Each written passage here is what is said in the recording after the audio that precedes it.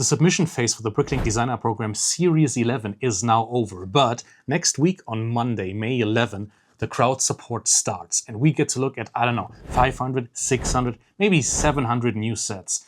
But it's, a couple of days till then, so you want to see one early? And with that, welcome to the world premiere of Athena Books Pop-Up Store. This is my first BDP set and it is my submission for the BrickLink Designer Program Series 11. Now, if you've never heard of the BDP before, let me quickly bring you up to speed, right?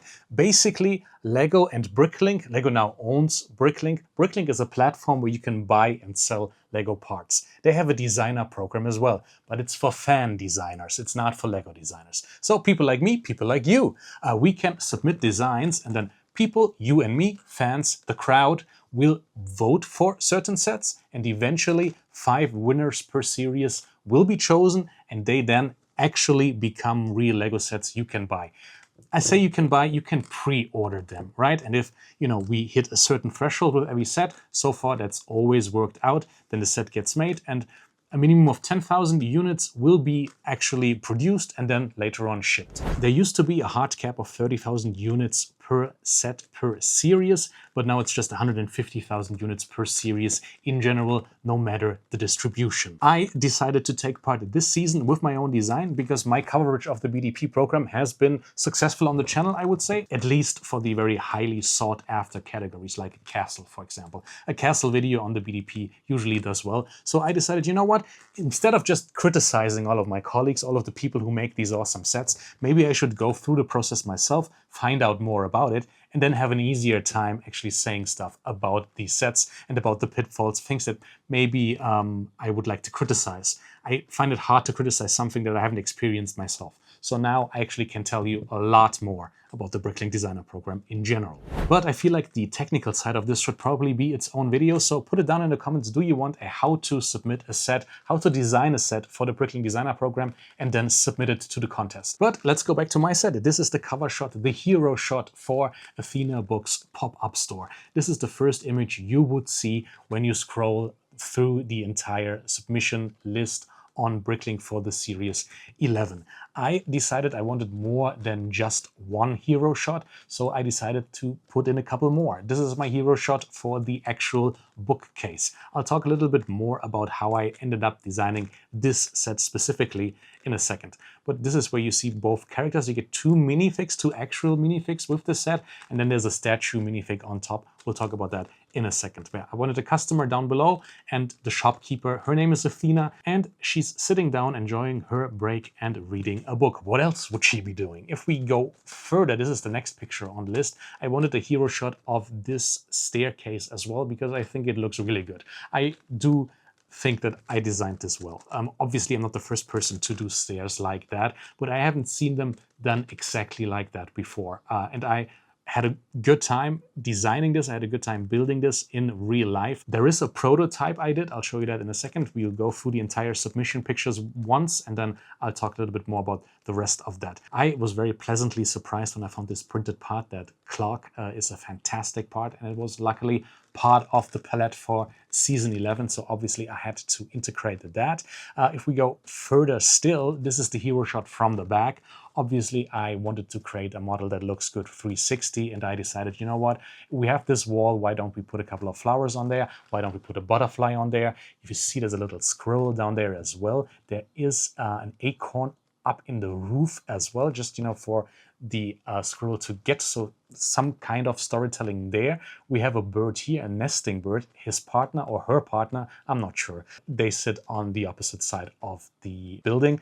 They do come as a pair of 2. Over here you see another bird, but this is a statue, right? This is an owl. Obviously this is based on the Greek mythological goddess Athena, and owls are kind of her thing. That's why that's there. I really like the street lamp I built. I'm happy with that as well. Obviously not, people have done this before, right? But it's Lego. A lot of things have been done before. If we go further still, then we find just, I included 4 pictures, just the full size of the entire thing. This is the front. There you see that other bird I talked about a little earlier. We haven't talked about the bike yet, which just gave me the opportunity to really give a sense of scale without having the minifigs to do all of the heavy lifting by themselves. So I felt like the inclusion of a bike would immediately give us a sense of scale. There's another bird, a pigeon, because this is a city set, and I think that they just fit. This is the other side of it. Again, the back side, and then finally the left hand or right hand side. Depends on which way you want to look at it. I decided to include this picture simply because I think this is cheating, right? So this is called luminous materials. These cylinders, it's their color, right? You change them to a luminous material, and if you then, and I cranked it down all the way, if you take away the light in the render, it gives you this effect. I only decided to include it because I wanted to draw LEGO's attention towards this. And to me, it's just false advertising to a certain extent, right? And obviously with this, I mean, I'd love for this to be made, right? But I'm trying to prove a point here. This is more than just a model in the BrickLink Designer Program. And I think this shouldn't be allowed, simply because, you know, it doesn't work like that. It doesn't look like that in real life. And then finally, we have one more picture with both minifigs, the bike, the squirrel. You see the pigeon in the background as well. Funny story, the reason they are jumping is that I could not, for the life of me, put them on the ground. Every time I did that, it would put the entire thing out of whack. Right now, the bike is on the ground and the building is on the ground, but they are not. They didn't. They wouldn't go. I don't know what I did. I'll show you a couple of earlier pictures where I did manage to get them down, but not the building.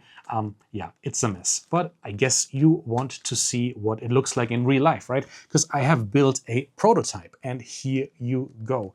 This is the thing. When we start with the bookcase, yeah, this is basically it, but the roof. The roof, this is an early design for the roof I did, and I then redid it because certain people, shout out to my girlfriend, shout out to my friend Joan from Norway, who helped me a lot in the design process of this, and they pushed, especially my girlfriend, pushed for a different kind of roof, and that's why it has the roof it has now. If we take another look at the actual submission, you see that it's very different. And I spent a long time in studio coming up with this roof design. But yeah, this is it. Obviously, the colors are not all correct. I initially planned to include all of these dark red pieces, floral pieces, only to then realize they're not actually in the palette. That's why they're now changed. By the way, if you ever wanted to know if a set like this can be turned upside down, yes, it can. So it is sturdy. I have not built it in real life yet with the actual roof, so maybe it would be a little bit heavier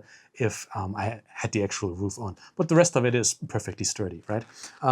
Yeah, this is the staircase in the actual model. The bookcase, what's maybe interesting, you can remove obviously this minifig. You see this in this version, it's a dark red book, but this book here can be extracted. All right, that clip was a lot stronger than I thought it would be. Interesting. If we get to redesign this for another iteration for the upcoming series once more, then maybe I'll make some changes towards it. But actually, I think it's a good thing that it is that grippy, that sturdy, that intense, simply because this is an integral part of the build. It does hold up without it as well. But we built this into the actual bookcase while we're building the entire set. So there's a clip in there, a gray clip next to this blue book in that, yeah, up here. I can probably see it. We can then take our minifig book and clip it in there. And then it's just in there, yeah, over here. And then you can pose your minifig next to it and then have her reach for that book.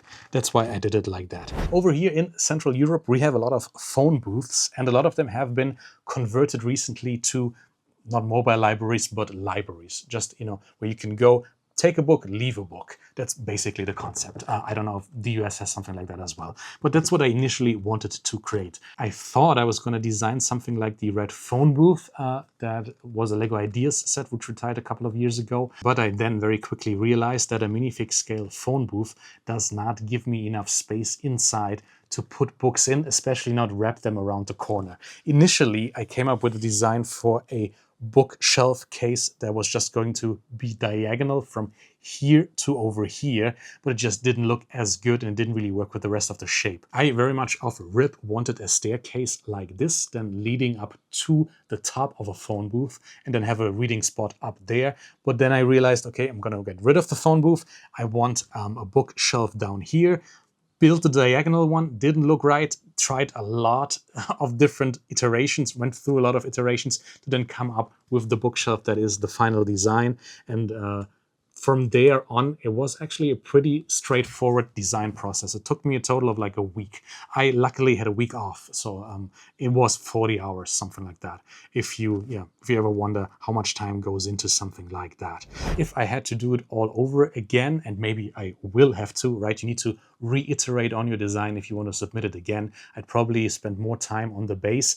I, for now, just won't go into more detail there, right? But just for now, I wanted to keep the part count as low as possible. So it's 515 parts right now, which I think is a decent number. It's, I think, a lot of parts for a set that's kind of small-ish. But, I mean, it just looks good on a shelf. Imagine it with the proper roof. But speaking of the roof, do you see these party lights that I put atop the actual Athena and beneath the Athena statue? These were in my initial design very early on because I wanted something with light, or give the illusion of something with light.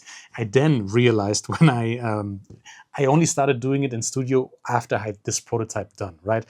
Once this was built, I decided, okay, now I'm going to build it in studio, and then I'm just going to submit it like that. Of course, that didn't happen, and I'm glad it didn't. This is the final design. Again, I like this much, much more. And there was a lot of time that I spent in studio after. But yeah, these party lights are... this is called, this white bit is called a flexible element in studio, and it's really hard to do. I went through various iterations, even when I had the actual roof on later on, and still it was something that I just, in the end I cut it because it didn't really contribute anymore, and it was really hard to do, hard to look good, hard to make it look good in a render.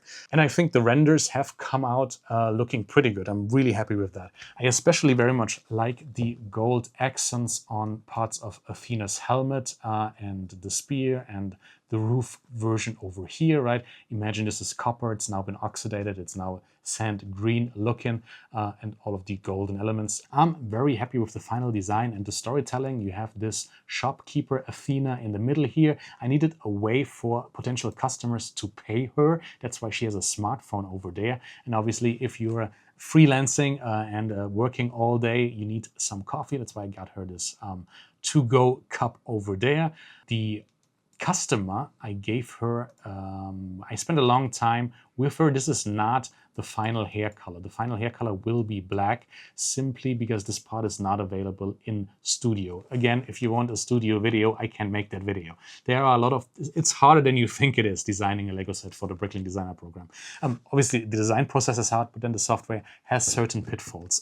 And I only realized very late that I needed to change the color of her hair because that part simply didn't exist in studio, not in the palette. I just wanted one part, at least, of her clothing to reflect that she's the one riding the bike, and that's why she has these legs with that specific print. On top of this little structure, you have an Athena statue, which is something that I thought would go well with a bookshop, and luckily I found a couple of pieces in the palette that would work for Athena. I got her a helmet, which I think looks really good. I'm very happy that the palette actually had that in there. I gave her a spear because that's what, I went through a lot of imagery looking at a lot of Athena statues. She almost always has a spear. Originally, the initial design, as you can tell from this, she used to have a sword, but I then decided that's not the way to go, and I went with the spear. Also put a shield next to her. That shield used to be down here where the clock is. I then later on replaced it with this clock piece because I found it and I hadn't seen it before. I was gonna make a sticker, put this shield down here and put a sticker on it, and maybe have that say Pop-Up or something like that. Because this is, at the end of the day, a pop-up store, right? This is not the actual Athena bookstore. If you want the actual Athena bookstore, well, then I would have to design and build that. And if this set takes off, then I'll be happy to do that. I'd hope that this is just the start of a couple of Athena bookstore themed Lego sets that I'm going to design for the BrickLink Designer Program. But until then, as soon as crowd support opens, again, May 11, a Monday, please go ahead and vote for my submission. And if you enjoyed this video, please leave a sub down below.